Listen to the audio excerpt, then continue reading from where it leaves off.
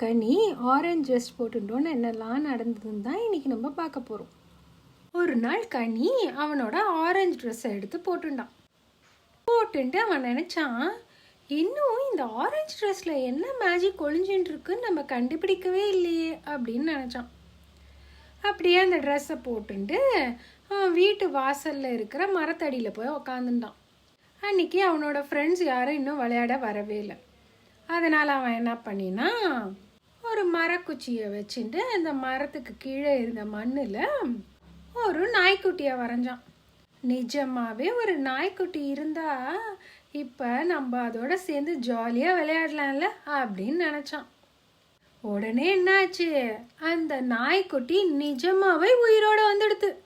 ஆட, நிஜமான நாய்க்குட்டி அப்படின்னு சொல்லி அதை தூக்கி வச்சுட்டு கொஞ்சம் விளையாடினான். கொஞ்ச நேரம் கழிச்சு அந்த நாய்க்குட்டி வந்த மாதிரியே மறைஞ்சும் போச்சு. அப்பதான் அவனுக்கு புரிஞ்சுது, ஓ, இது இந்த ஆரஞ்சு ட்ரெஸ்ஸோட மேஜிக்கா. இதை போட்டுண்டு எதை வரைஞ்சாலும் அது நிஜமாவே வருமா? ரொம்ப சூப்பரா இருக்கே இந்த ட்ரெஸ்ஸோட மேஜிக் அப்படின்னு நினைச்சான். வேற ஏதாவது வரைஞ்சு ட்ரை பண்ணி பார்க்கலாமா அப்படின்னு நினைச்சுட்டு ஒரு சைக்கிளை வரைஞ்சு அதுக்கு 2 விங்ஸும் போட்டு விட்டுட்டான்.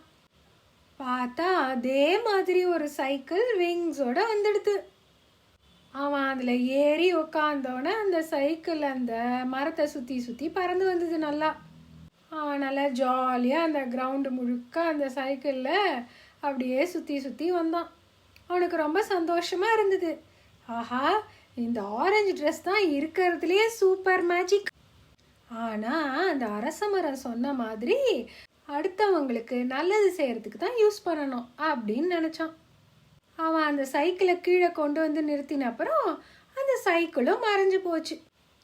இந்த ஆரஞ்சு ட்ரெஸ் யூஸ் பண்ணி என்னெல்லாம் நல்லது பண்ணான் கனின்னு அடுத்தடுத்து வர எபிசோடில் பார்க்க போகிறோம்.